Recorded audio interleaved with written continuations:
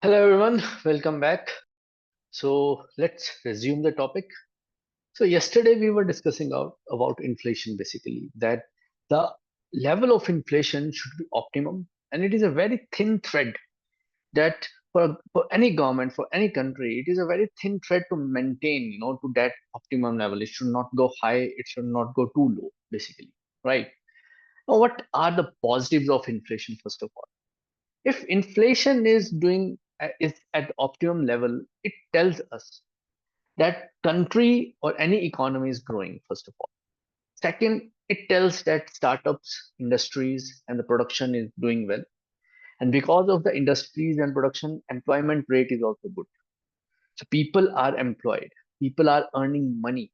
So if people are earning money, they will be investing more anywhere in all the financial instruments. They will be investing more. So it means industries are doing well. It means country is growing. It means people are also earning money. It means people are earning money. They're buying stuff. The demand is also good. On contrary, if I say that if the inflation is too low, it means industries are stagnating. Economy is stagnating, crippling, right? So if industry starts stagnating, it means they reduce production or they decrease the production or they stop production. So what happens? It may, we can infer out of that industries are not doing good. Industries are either shutting down or decreasing their production, and because of that, people are losing their employment. So it means, the entire population, majority of the population, they are losing their jobs. So if they start losing jobs, it means they stop earning money. So if they stop earning money, it means now they will not buy stuff. People will not have money to buy the things. And if they lose the jobs, the standard of living will also start going down. All these things are quite linked with each other. So if someone loses job, his standard of living will automatically go down, right? If the standard of living will go down, guys, again, what will happen? They may, majority of the population may get pushed back to the poverty. Indian government and all the governments of all the countries, they try their best to, alleviate the people out of poverty. But again, if inflation becomes too low, the people may be pushed back to to the poverty. This is what happened during the COVID crisis, right? And people will stop investing their money either in stock market or other investment tools. So if they don't earn, they don't have the money, anyhow they will not spend and anyhow they will not invest. So demand will also go down.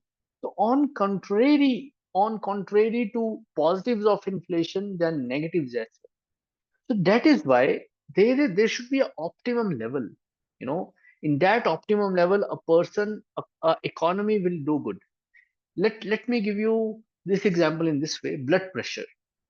So optimum range of blood pressure is 80 to 120, right? So if the blood pressure exceeds 120, again it's dangerous. And if the blood pressure, decreases below 80, again it's dangerous. So, for a human being to be healthy, you have to maintain an optimum level. Similarly, for the health of the economy to stay healthy, the governments have to maintain and sustain the optimum level of inflation. And what is the optimum level? The optimum level, you could say, it's 5 to 7%. In India, documents are saying, reports are saying it's around 7%. But again, there are few contradictions in this because in some sectors it may be high, in some sectors it may be low, right? So as I told you, there are positives as well for the inflation, there are negatives as well, right? Now, two more things which I let you know over here is that inflation is sometimes good for the profits of the industries. Let me give you an example. If I produce a piece of pencil at 2 rupee, right? Being an industry, being a factory, if I can produce a piece of pencil at 2 rupee, and because of inflation, because of some kind of effect, and because of that, the prices of the pencils they get inflated. So my production cost was 2 rupees. So I can sell that pencil at higher cost now. So because of that, my profits are also increasing. It could be any reason, why the pencil price will go up, but they go up. and my production cost was too low because I produced it last year when the inflation was low. So again, if inflation increases and I had produced my products, when the inflation rates were low, it will really help to earn more profits for the industry. One more question that is very curious question again, guys, should you take loans when the inflations are increasing? Let me repeat myself again. If I give you an example that Mr. Ram, he wants to buy a home, he wants to take a loan, house loan basically, and inflation is increasing. Is it advisable to take loan? What do you think? Take your time, think, and let me know. All right. Now it's a very interesting thing, and I will be answering this thing. Now let's before this, I hope you all know, being investment banking students, you all must be knowing why we invest our money. We invest our money because we are competing with inflation. Today, for example, FD, let me type it over here. So let's say practically, let's do a practical over here. We say in India, inflation is 7%, right? In Pakistan, it is touching 40% as per the documents. And in Sri Lanka, once something, it has touched around 100 as well, 100%. Because prices were so inflated, right? Now let's see a few practical applications of this. Now in India, first of all, let's see what is the saving account. When you deposit your money in the saving account, bank savings account, it give you 2% return, around 2.5% return, right? It is said banks give 2%, bonds they give 7%, mutual funds. Generally, I'm saying mutual funds can go higher up to 18% as well. We'll take here around 14%. Some strict numbers, and equity directly into shares. If I invest in equity around touches 20% on an average, but it may go up to 40, 80, 100, 200% says. So let's see, let's take a conservative example. Now take inflation at 7%, guys. Let's consider the inflation at 7%, right? Now, what will happen basically over here is that if inflation is 7%, and if I keep my money, if I park my money in bank account at 2% rate, so sadly, but I will be at loss of 5%, minus 5%. Why? Because bank is just giving me 2% rate. And as per purchasing power of the currency, and as per the time value concept, and as per the money depreciating, it tells that we need to surpass this inflation percentage in our investment. Whatever investments I am making and whatever investments I want to make, I am competing with inflation and I need to surpass this number. Only then I will be in profits and my money will retain its purchasing power basically. Now, let's take example of FD, RD. FD and RD gives us 6.5%, 6.7%. Let's take it conservatively, around 7%. If I take it as 7% over here, 7% is the inflation, 7% is the FDRD rate, it will be zero. So being an investor, though my money is increasing in the bank account, I can see the numbers are increasing, but that is not the real thing, guys. The purchasing power of the currency is going down. So being an investor, I am competing with inflation, right? So FD and RD is a good tool, but it can't compete with inflation. Anyhow, it is giving you 0% return if I compare it with inflation. Now, as compared to mutual fund, it was giving you 14%. So if I subtract this 14% from the inflation rate in India, right? So again, I will be at profit of 7%. So I will be at least making profit of 7%. So if mutual fund gives you more returns, 18%, 20%, absolutely better. Good. You will be at the positive rates of 14%. Your money will be growing in there is a real money that you will be earning. But When you are investing or you are parking your money just in saving accounts, the only difference is that your money is growing, but in reality, the purchasing power of money is depreciating. This is what we will be learning in time value of money. We will be learning purchasing power concept. We will be learning, how the money depreciates. But I hope till now you got the concept that in investment banking, we are competing with inflation basically.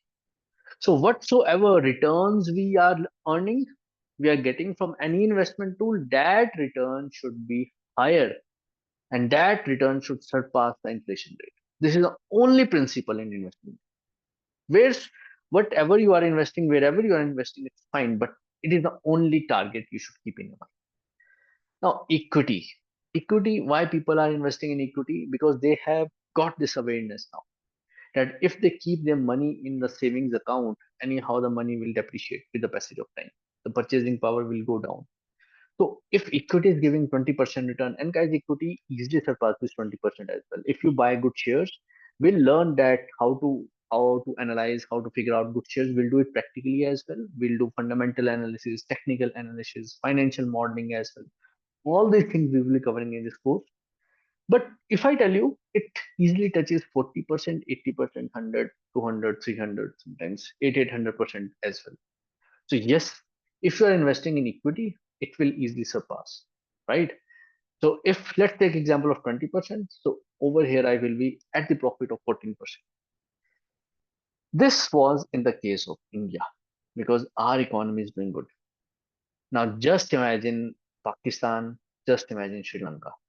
Guys, if you would have invested your money in Sri Lanka, or if I would have been a citizen of Sri Lanka and I would have invested my money in bank account, completely gone. That money can't buy things now. That is why the cost of bread, that is why the cost of petrol, it really went very high, skyrocketed. The purchasing power of money went to zero. What a normal citizen can do. Similarly, you know, in Pakistan, in Sri Lanka, all the bonds concept, even stock market is not doing well. Only few companies would be doing well, and the rest all the money is wasted. So, guys, what I wanted to say, this inflation plays a very important role in investment. One more thing I would like to cover over here. Investments, in all these investments, you don't get anything tangible, right? Whereas, gold, real estate, when you invest in such kind of investments, you get an asset in the replacement of the money basically. So these are paper investments, non-tangible investments, right? But if you invest in real assets, so the value of the real asset will also keep going.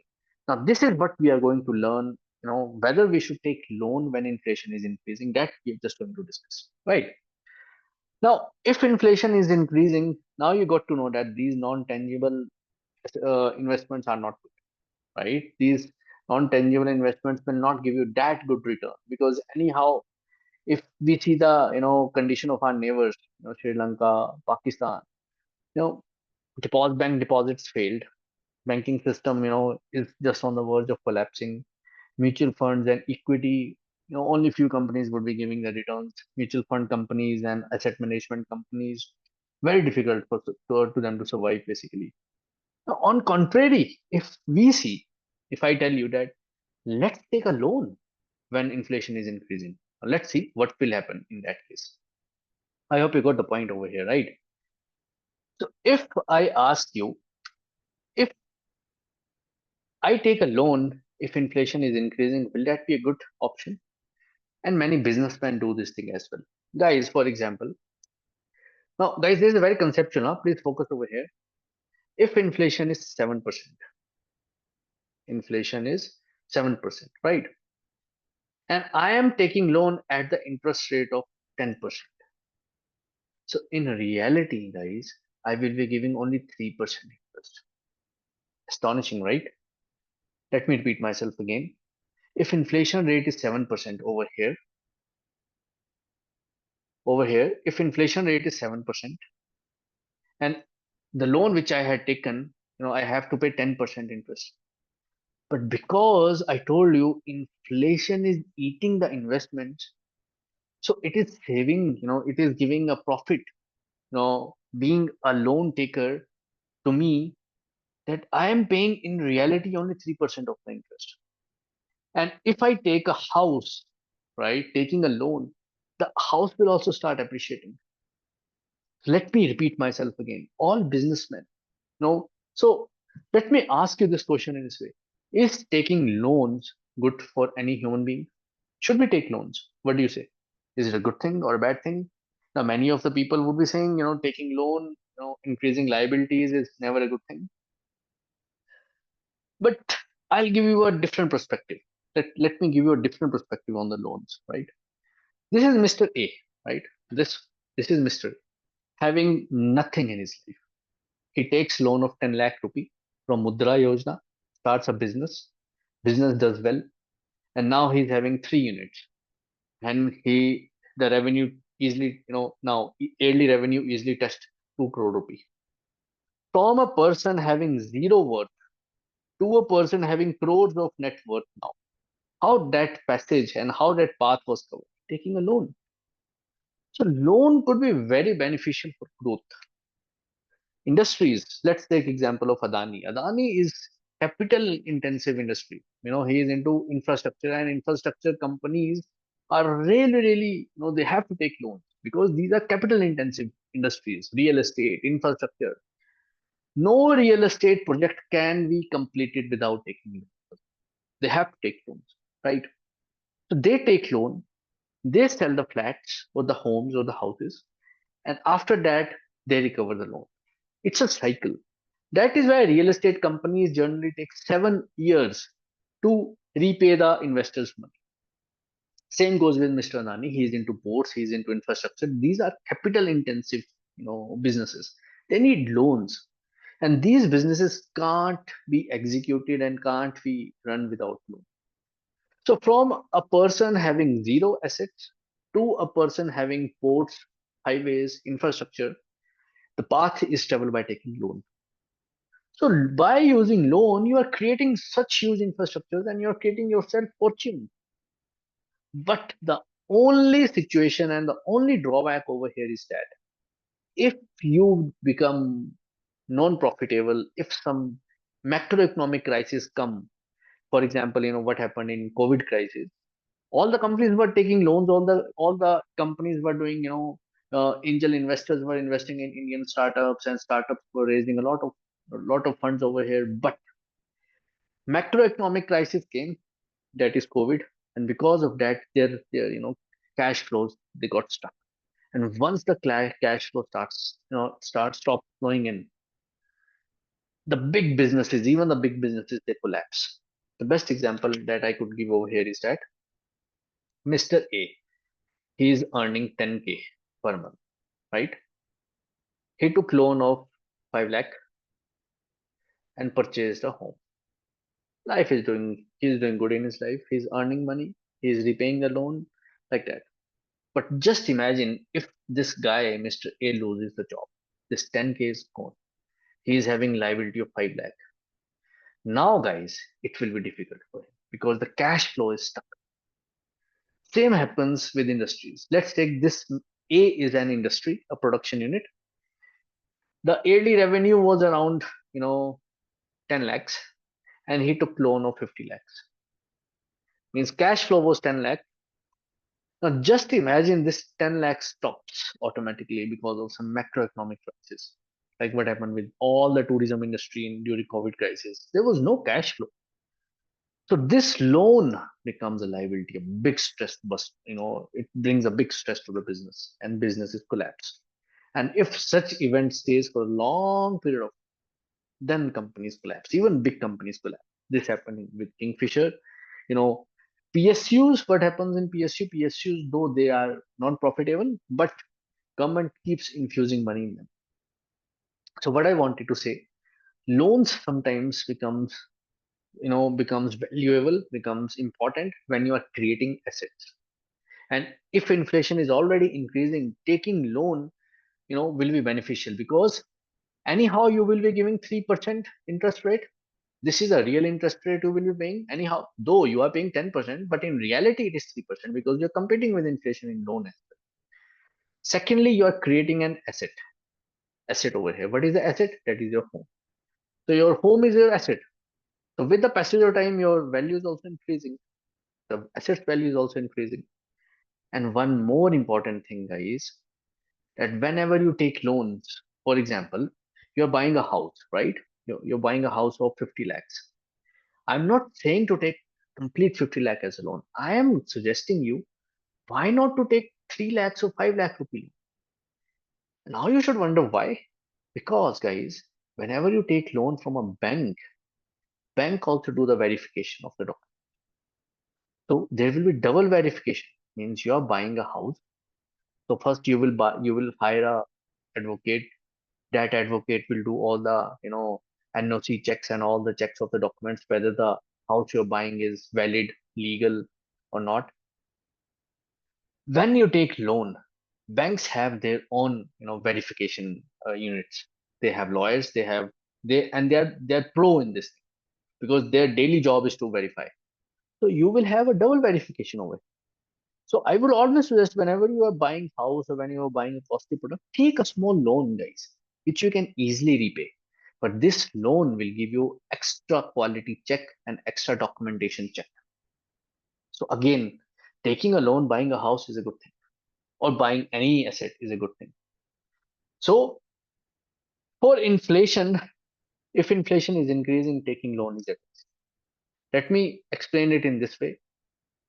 If I am taking loan from a bank and bank is giving me loan of, for example, 50 lakhs, right? Over here, I am a person who is taking loan and bank is investing on me because after 5 years, 10 years, when I will be repaying my loan back, so bank will be getting 60 lakhs or 56 lakhs or 55 lakhs after all the interest. So bank is at the profit of 5 lakhs. So loans are not liabilities for a bank. Loans are assets for the bank. Just remember this thing. Loans are assets. Depositors' money is a liability for us. So bank is giving us loan, and this loan is asset for a bank. This loan can be taken as an investment for a bank. So bank, it's not only we small retail investors who are competing with inflation, huh?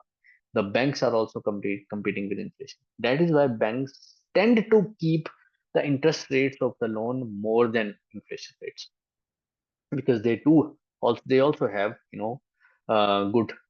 good research teams who research these kinds of things and let the banks know, right? Now, what do you mean by, I hope this concept is clear, right? Inflation rates, and should we take loans when inflation is increasing? So you got the practical reply now. So guys, this is investment banking is everywhere. You just have to relate all the things together, right? Now, coming to WPI and CPI will come just in a moment. Now, one thing before I come to this thing, one interesting thing I'd like to show you first. Now, this is something which I was telling you. This dilemma, this thin line concept is everywhere. Everywhere, guys. You can't ignore these things. Let me tell you what. If money supply increases in the economy, if people are earning more money, if people are having more money, it's a good thing actually because it brings growth. So with money supply, growth comes. Wow, very good. But with growth, inflation also increases. Means if money supply is increasing, inflation is also increasing, and growth is also increasing. So all these three are directly proportional to each other. But one more thing I would like to add over here to make it more complicated. If growth is increasing, environment is also getting depreciated, or you can say depleted. Money supply, people start, more industries, more people will get employment, more money they'll earn, country will grow, but with growth, inflation will also increase.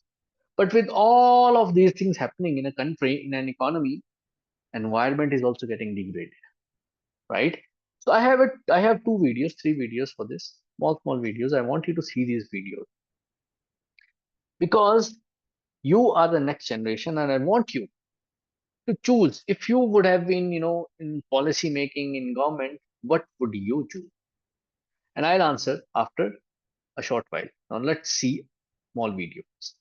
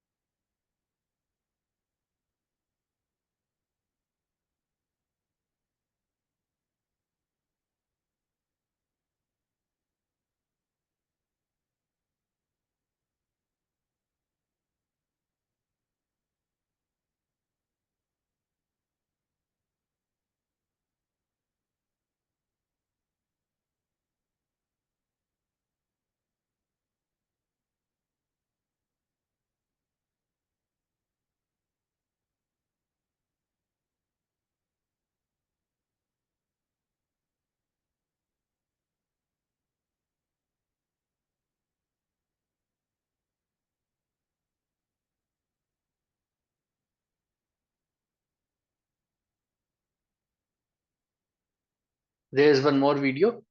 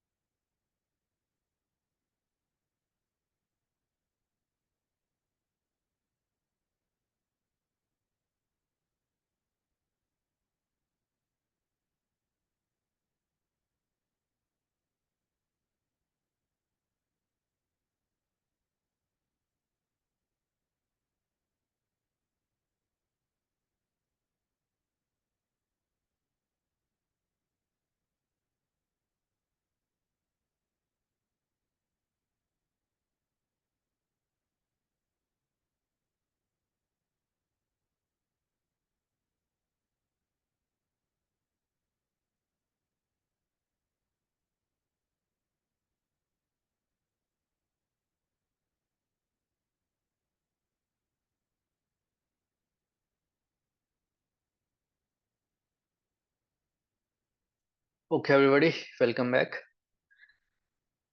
Now, let me conclude these videos with few sentences. Number one, industrial revolution.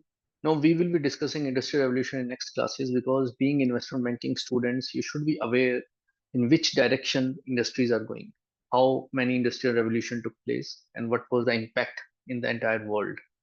Being investment banking students, you should be knowing what is the difference between capitalist, socialist, communist economies, right? And what kind of economy India is, that you should be aware of. Being investment banking student in 2012, United Nations declared it a big thing. Global change, global climate warming is a big event, big phenomenon that is happening. So being investment banking student, if you would have been in touch with the news, and these videos were from United Nations, these are the government videos, right? These are not my videos. So you would have, you know, you have to put this habit of thinking, if United Nation is putting so much effort, United Nation is a big body, guys, right? So they will be, directing all the nations, all the governments of all the nations, that they should do something to prevent. And to prevent, we need, renewable sources of energies like solar, like hydrogen and natural gases. So if you would have purchased these stocks, in last 10 years, they had really done very good. So this is how we have to predict, guys. In investment banking, we have to predict what is going to happen in future. And for that, you need to have good hold in news, current affairs, geopolitics, what is happening throughout, with economics, with accounting. Accounting will come into play when we will be doing the fundamental. Technical analysis will, you will require data analytics skills in the technical analysis part. So everything comes handy. All the information, all the knowledge will come handy in investment banking. Right now, this is what I was saying. If growth increases, yes, people are happy because people are earning money, but inflation also starts going up because of the increase in the money supply, and it degrades the environment as well. So being government, it's a very sensitive thing, and this is a very sensitive thread, very thin line thread. That if something wrong happens, you can't control it. It's very difficult to control inflation, basically. Now, one more thing over here in these videos, China is producing a lot. China is having a lot of industries, right? India is having a lot of industries. USA is having a lot of industries. But why Sri Lanka? Why Nepal? Why Maldives? Why African countries are suffering? They don't even have that much amount of industries. The major amount of pollution is, you know, expelled in the atmosphere by these big countries only. That is India, China, USA. Then why Maldives? Why Fiji Islands? Why New Zealand? Why these countries are suffering? These are island countries, guys. You know, China is growing. China is having a growth story, but environment is degraded for the entire world. Who is suffering? So all these things are relatable, guys.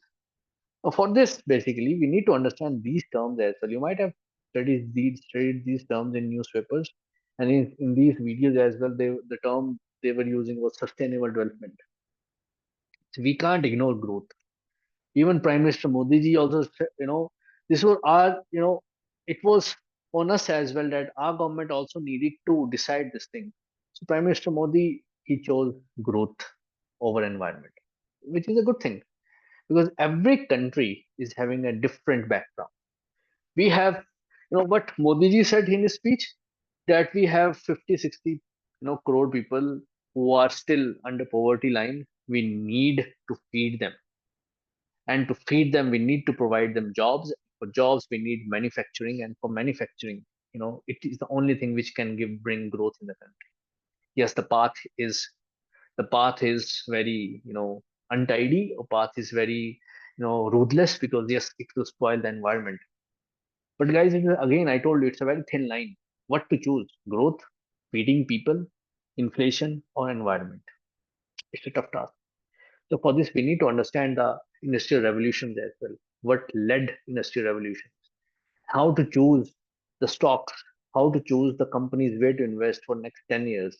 These industrial revolution had laid the foundation for the entire coming future as well.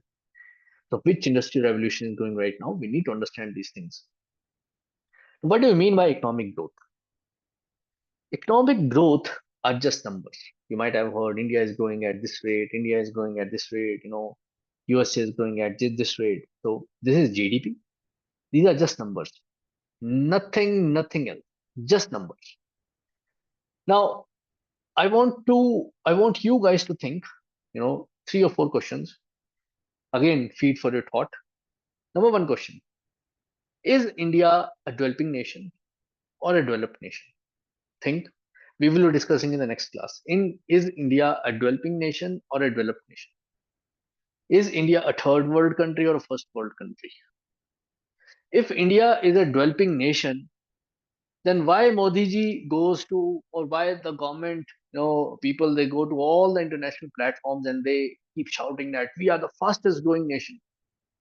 So why so much contradiction in the statements?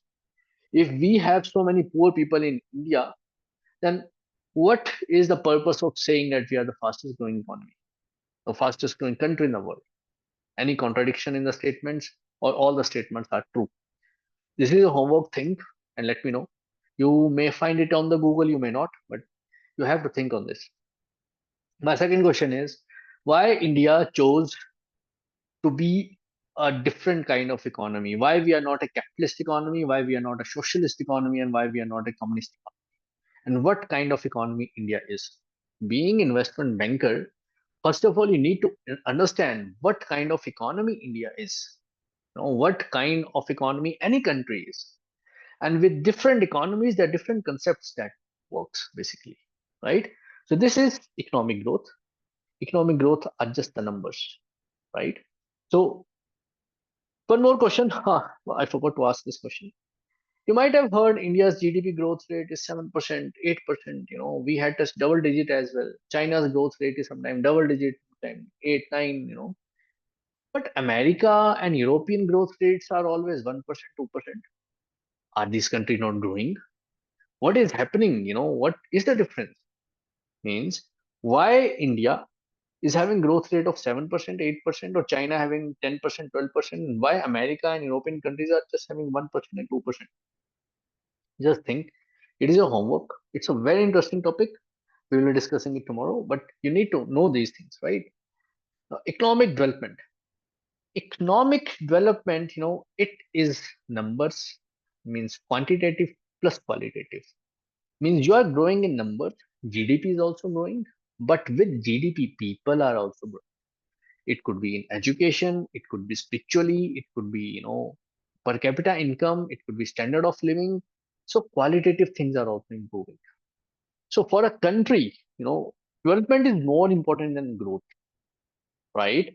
So it just like that, all the family members are learning and they are rising. It's not only father who is earning and rest of the people are poor and rest of the people are unhealthy and not learning anything.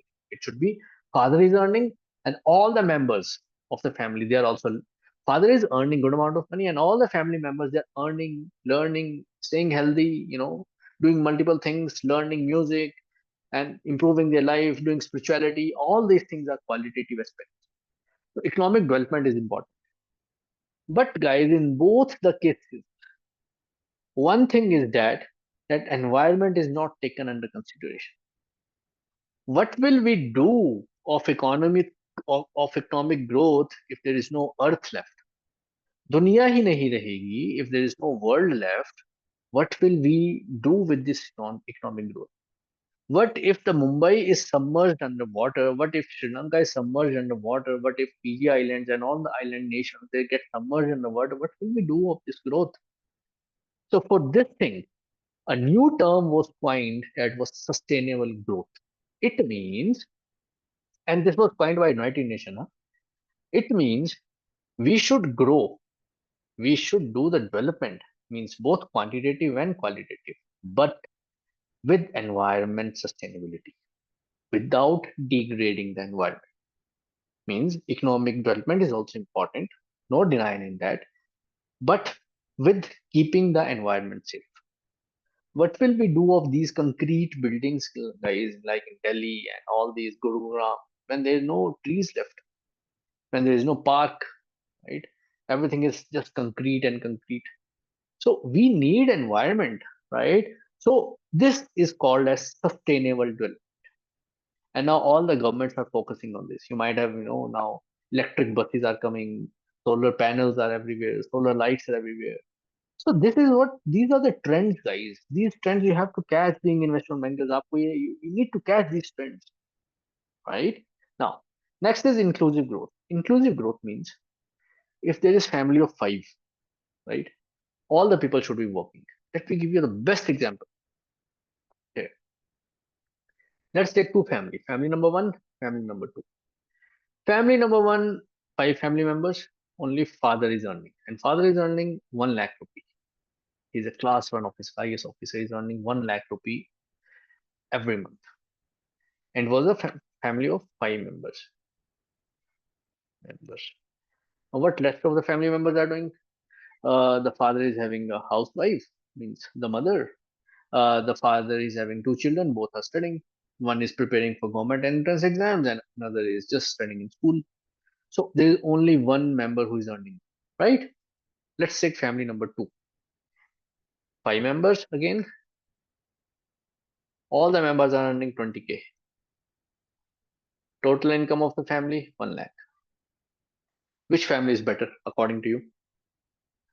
All the family members, if I say lower middle class people, one person is acting as the ladies are acting as maids, the father and the males are acting as delivery boy, Uber taxi driver. Evening time they act as chowkidars as well. They provide, they do all kind of jobs, but all the family members are earning.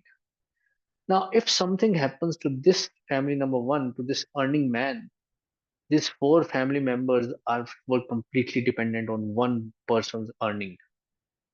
Whereas over here, all the five members were earning money, they all are independent, and even something happens to one person, other people all are earning, the family income will not get affected.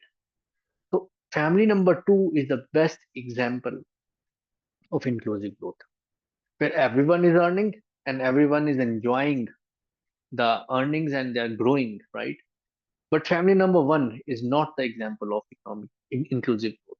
Family number one is the example of, you can say, economic development. Only one person is earning, rest all are maybe doing some hobbies, pursuing some hobbies, or preparing some entrance exams like that. But it's not inclusive growth. Inclusive growth means when everyone is growing, everyone is participating in the growth, and everyone is enjoying the outcomes of the growth. This is inclusive growth basically, and this is we should be focusing. But it's hard reality, middle class families, what is happening? One member is earning, rest all either studying or doing some kind of waiting to get aspirational jobs. But lower middle class families, what is happening over there? They start earning very early. Even they're earning 10K every, all the family members, the family income goes really up, right? So this is what inclusive growth is. So for a good country, inclusive growth is more uh, appreciable. Sustainable development is something which everyone aspires for, not achieved yet, but still countries are trying to achieve it. Economic development we all focuses on, right? All the countries, they need economic development. And growth is something in numbers that I had asked you two or three questions. We will discuss in these questions in tomorrow class, right? Now, what is CPI and WPI? Again, very important concept, guys. These are the types of inflations. You know. So actually, what happens? You must have wondered multiple times how inflation is calculated. First of all, how government sitting at the center place, at Delhi or maybe at Mumbai, how they manage to calculate the inflation and how they come to a specific number. Now, for this, there are many specific formulas, but I will be giving you a practical glimpse, a practical vision of all the things, right? They have, this is wholesale price index, WPI, and this is consumer price index, right? Wholesale means, where the product starts, means We will discuss it practically as well. Wholesale means it is related to wholesalers, all the sabji mandis, all the all the wholesalers of the country. Means RBI had kept few products, means 100 to 100 products in a list, product in a bucket, you can say, where we will be having some daily use amenities, we will be having some luxury amenities, all the things they have kept, and they keep tracking the prices every quarter. Means if today, if this quarter the price of wheat was 10 rupee per kg, next quarter it becomes 11, next to next quarter 12, so they can see there is inflation coming on the wheat. Or similarly, it is applicable to all the products. For example, if I am using a shoe, leather shoe, so they have kept the product leather shoe under the radar. So they will keep tracking the price every quarter. So while tracking these prices, guys, what will happen actually, they will get to know the base price and after price and after price. So every quarter they keep tracking. Now, second tracking takes place the source and the end. Source means where the product started, and towards the end where the product was finally consumed. So product starts basically from the factories, from the manufacturing units to the wholesalers, right? And at the end, what is the end of the hierarchy? It is the consumer who at the end consumes. So we have three scenarios over here. So we'll discuss these scenarios, and you'll really have a good glimpse of what how the inflation works. Now I am RBI. I'm sitting at the top, and I am having an eye on these things. Number one, wholesaler. There's the product number A. Product. It could be any product. Product A, right? This is the story of the product A. All these scenarios are for the product A. Wholesaler sells the product, buys the product at 20 rupees from a company, from manufacturing unit. Then he sells to another shop, next shopkeeper in the chain at 21, then to next 23, next shopkeeper to 24, and consumer buys it at 25. Now what RBI will do? RBI will note down this product A. RBI will keep tracking this entire chain. Means RBI will have the retail rates, wholesaler rates of all the country. Means product A, what is the cost of product A in the entire country at the wholesalers? So they will keep it 20 rupees. And then they'll see what is the market price of this product A, is 25. So they'll say, okay, 5 rupee jump. And this is how they will keep tracking every quarter. So there is a bucket list of 100 to 100 products. So they'll keep tracking all the products. Some products are luxury products, some products are daily use products, some products are electronic items as well. This is how they keep tracking. The same scenario, number two. The wholesaler purchased from manufacturing unit 20, then 21, then 25, then 30, 35, shopkeeper 40, and then comes 50. It means RBI will get to know maybe the number of intermediaries they might have increased, you can say, or maybe the product have really got inflated from 20 to 50. Earlier it was people were getting at 25. Now they are getting at 50. So there is a jump, straight away jump. It is becoming diverse. So prices are becoming inflated. So how RBI will make a policy now? Now RBI will tend to remove these people from the system so that again the prices comes low. So RBI may import the same product from different country so that supply increases. It could be done like that. Or RBI will tend to decrease these people by making a policy, right? Or by increasing GST or something like that, so that the product directly is reached to the customer. They can again deflate the prices. Now, situation number three is again very critical. So this is how RBI is making policies, seeing the starting point, seeing the end point, right? It started from the wholesaler at 20, then number one shop 21, then 23. But guys, over here he purchased at 99 and this consumer purchased at 100. How come this happened? So RBI will immediately get to know something insanely wrong that had happened in this system. Means over in the starting scenario the consumer was getting the product at 25, and over here he is getting the product at 100.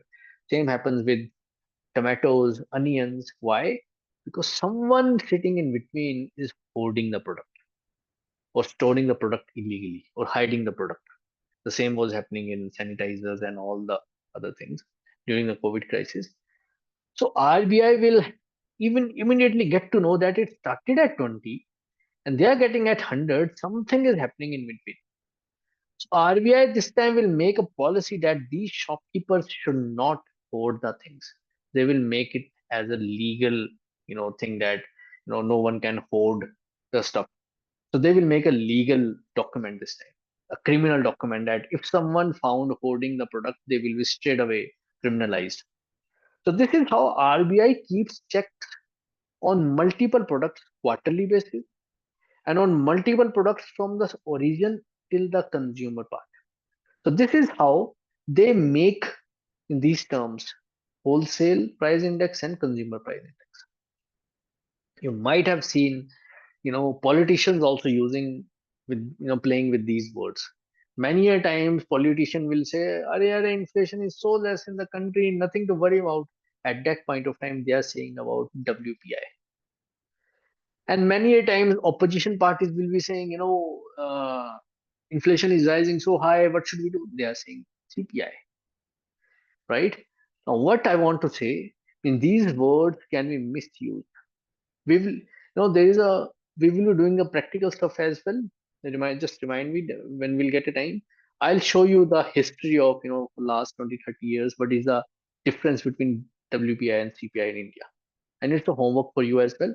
Try to Google it out. For last 20, 30 years, what was the historical trend for WPI and CPI, right?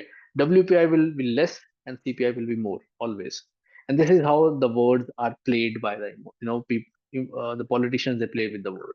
I hope you got the point, everybody. They're very interesting, guys. All these things are now interrelatable to each other. Now coming to the next topic. This thing we had already discussed. In India, is India a sovereign nation, or all the countries are, though they are independent, but are they sovereign? Sovereign means can they decide their own things? The answer would be no over here, because we are in a world of globalization where all the countries are dependent on each other. So, you know, the decisions are made on the basis of interests, where my interest is, and interest may change as well. So, if today we are having good relation with USA, tomorrow we may not. When historically we may not had a good relation with USA, but today we are having good relation. Even USA historically didn't had good relations with India, but today they are willingly putting efforts to have good relations with India. Why? Because India is the biggest market. So the thing is that sovereignty depends, decision making of a country depends upon the interests, where my interests are. And this should happen in the practical real life as well. Means you should have relations on the basis of interest as well. Means you should not fight with anybody. Because we are in a world of globalization, right? And in 1991, guys, that we had already discussed, LPG reforms took place because of the influence of IMF, right? So there is a link between IMF and Indian and government policies of all the countries. But the point, now this thing is important. Now, a few topics for the next class would be what is socialist, capitalist, and these economies. What were the industrial revolutions? What will the impact in the investment banking because of that? What do you mean by free market? It is very important for FDI. It is very important for FIIs. It is very important for investments. One more question I would like to add over here: which market is more desirable for investors? And is it capitalist, socialist, or communist? Again, it's a very interesting question. Now, coming to the next topic, that is Indian monetary policy and monetary policy of USA. What is the main difference? It is very interesting. I told you that USA is having different objectives. India is having different objectives. Indian economy is supply based economy, basically. Supply based means if something wrong is happening in India, something is linked with supply. USA's economy is basically demand based. Means if something wrong is happening in that country, that must be happening because of the demand. increase or decrease of the demand. So the monetary policy of India is basically targeting inflation using the supply thing. Means we are trying to control the supply to regulate the inflation. So Indian monetary policy is basically targeting only the inflation part by controlling the money supply and the supply chain thing. Supply chains means good roads, good infrastructure, so that people sitting at the village also get the same product in the cities. Same, contrary, vice versa, I can say. People sitting in the city will also get the same vegetable, fruits, which village people are getting at a very cheap cost. So we want to make that parity amongst both rural and the urban backgrounds. So for that, supply is very important. The supply challenge is overcome. USA had already overcome the supply challenge because they are already a developed nation. They already have good infrastructure of roads, flights, body transportation as well as sea transportation. So they had overcome this supply barrier. But because they have less population, demand is a big issue for them. In India, we are a family of 150 crore people, guys. 150 crore. Just imagine. We are huge. We are the most populous country of the world. If I give you one example, if you take one rupee from 150 crore people, you will be sitting at the corpus of 150 crore. So uh this is a business principle basically. You might have seen Shark Tank India multiple times. They are saying your business should penetrate. Why they are penetrating? If you penetrate amongst 150 crore people and if you manage to take 1 rupee margin from all 150 crore people, so you will be sitting at the corpus of 150 crore. Let me give you one more example. If you are making a toffee at 1 rupee and selling it at 2 rupee, and if you are able to sell that toffee to 150 crore people, you will be earning 150 crore rupees. Just this is power of India.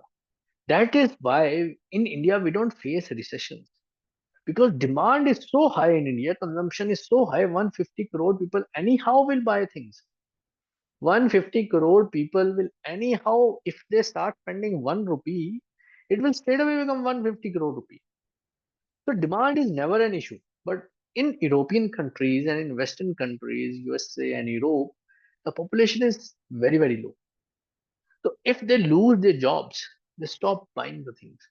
So demand goes low. And because of low demand, they really hit the recession very soon.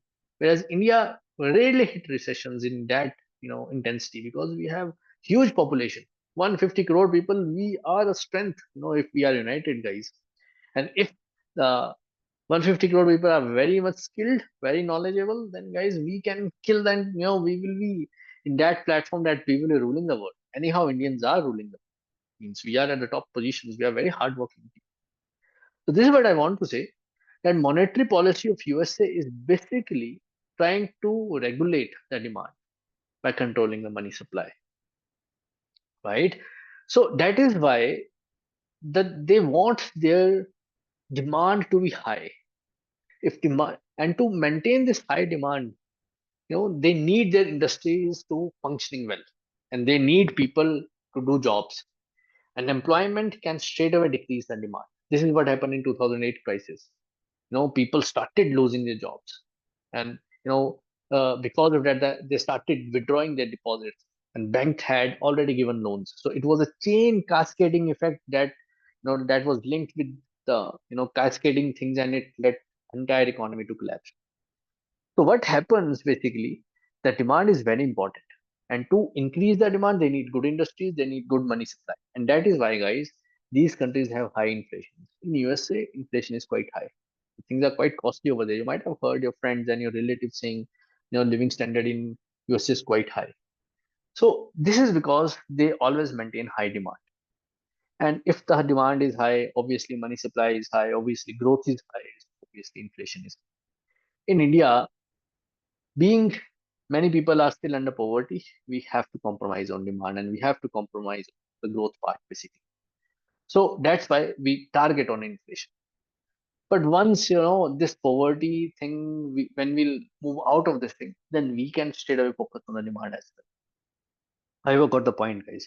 That is why all the developed nations, they face one big, one big drawback. That one drawback is that they are prone to recession because of this demand issue. And there is a term called helicopter money. Helicopter money is a literal, the more as the word itself says, is something related to helicopter. Yes, it does mean this thing that people, government throwing money from helicopters so that people get more money supply and people start buying the stuff. So this is a practical thing which which can be done to buzz the entire economy, to give shock to the entire economy, to restart it, right? So this is how the entire process works. There are multiple ways to control it. We will be discussing now. We are moving towards the tools now. Interest rates. We are just moving towards that. This entire thing was a conceptual thing. You need to understand how the economies work. We have to relate, all the subjects together: economies, investments, accounting. We have to relate it. In India, you know, stock market keeps on going up and down. Any reasons for that? Means why stock market goes up and why stock market goes down? Think and then reply. So one reason is growth. If we see from 2012 to today, till today, just a minute, 2012 to 2024. At that point, stock market was around 10,000, right? 12,000, 14,000. Let's take it 40,000. Today, stock market have crossed 20,000 bar. It took how many years? It took 10 years to cross this 8K bar, right? So what happened basically? It is called as growth. Growth story is a slow moving thing, but it is a more desirable thing. If stock market is growing progressively, slowly, it means it is growing because economy is growing, industries are doing well, right? This is the reason number one, growth of the country, right? And this is the most stable thing. Means this will never fall abruptly. Means if a country is growing like this, the stock market will never fall like this because it's a stable long run thing.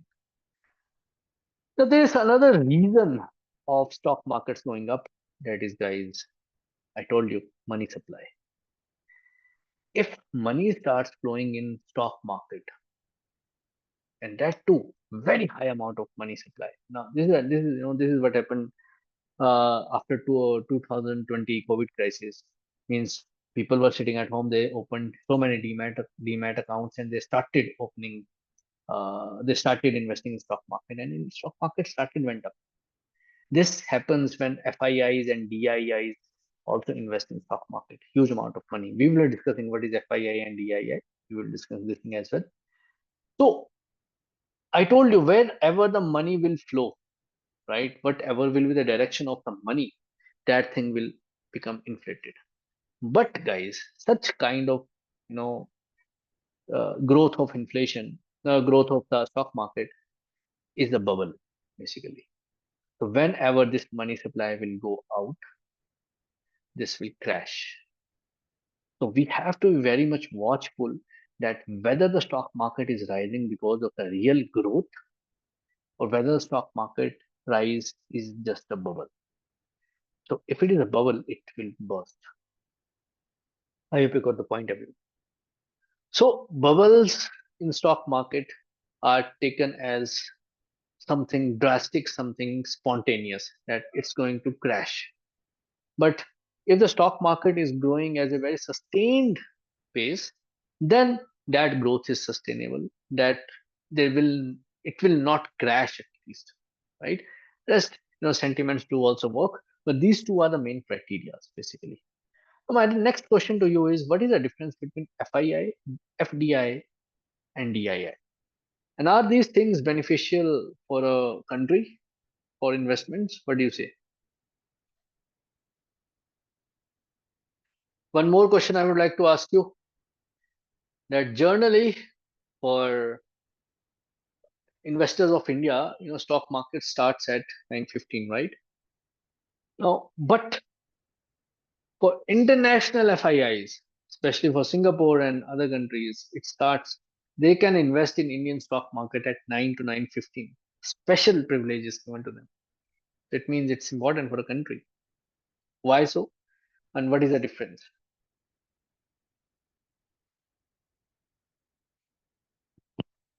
Okay. So the difference is that FII and DII, foreign institutional investors, these are the institutes who invest in the stock markets of other countries. Means if American company is investing in stock market of India, this is called as foreign institutional investor. It could be an institute, it could be an investor as well, it could be asset management company as well. DII is domestic institutional investors. These are big companies, big institutes, private players who invest in Indian stock market. These are Indian companies basically. That is why the word domestic is given. FDI, on contrary, is something when a foreign investor invests in Indian company, not in stock market, in Indian company. It could be angel investor as well. For example, investors of China invested in YJUs, right? So this is FDI, or it can be said in different way. A foreign investor, a foreign institute, they are setting up companies in India. That is also FDI. For example, McDonald's, for example, all these international brands, they set up their offices, and put their production units in India. This is called as FDI. Means where investment is not in the stock market, but the investment is in the companies. So all these things are important for a country because government earn taxes from them, government earn brokerages from them. So if they'll invest more, they have to pay more taxes to us. And why they would be investing in Indian stock market or uh, Indian as a economy? Why they would set up in India? Let me answer you this thing, guys. Why don't people in why they don't invest in their own countries? Like why the investor of USA he doesn't invest in USA? Why he invests in India or country like India? And let me give you a very practical example. This is Mr. A. This is Mr. B. Right? Let me write it over here. It will give you and it will answer the previous question as well that I had asked you before. Mr. A and Mr. B. Mr. A's salary is 10,000.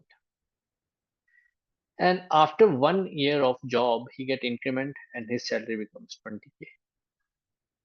Mr. B's salary was 1 lakh. And after 1 year, his increment was again 10,000. So it became 1.1 lakh, right? Now, I would like to ask you, first of all, who is rich? This or this? So Mr. B is a rich man, right? Mr. A is not that rich. But who is fastest growing over here? The growth rate of Mr. A is around 100%. Growth rate of Mr. B is around 10%, right? Now, what happened over here is that this story of A is just relatable to India. This is India, basically. So, is India a rich country? No. Is India a fastest growing country? Yes. India is the fastest growing country, but India is not a rich country. Is America a rich country? Yes, America is a rich country. But is America fastest growing country? No. Yeah, America is not a fastest growing country. Now, why a person sitting in America would invest in India, right? Because in America, he's getting just for, if I use this story only, in America, this person would be getting how much? 10% return. But if he invests the same money in India, he will be getting more returns. That is why GDP of India always grows at 7% or 8%. GDP of China grows at 12%. Whereas GDP of USA and European country grows in the rate of 1 to 2%. Because these countries they had already touched that bar, you know, and they are already at that bar. Further growth is very difficult. Their main role is to sustain the growth. So the investors of these countries, they find other avenues to invest, especially the growing nations like India, China, Africa. That is why FDIs of these countries, they try to invest in other countries. Means for the best example I could give you in Indian context, Bajaj. Bajaj is very famous in Africa, guys. Airtel is very famous in Africa. Why Indian companies are going to Africa? Because African countries are still growing, and they are growing at much higher pace. Even they may surpass India as well. So the thing is that the big countries, when the growth rate becomes stagnated, they try to find another countries for investments, especially the investors. Investors are very, I told you, they are investment banking is a very clever subject. You need to know all the things. Need to understand all the topics so that you can find better returns for the money. And being investment bankers, you will also be investing other people's money, and you will be answerable to other people, right?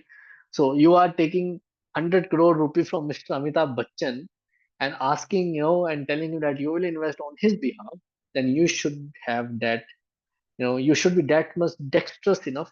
You should be that much skillful. You should be knowing all the subjects, where to invest and where to maximize the return. I hope you got the point. So that is why FIIs, FDIs, and DIIs, they are very important for a country, right? Now moving further.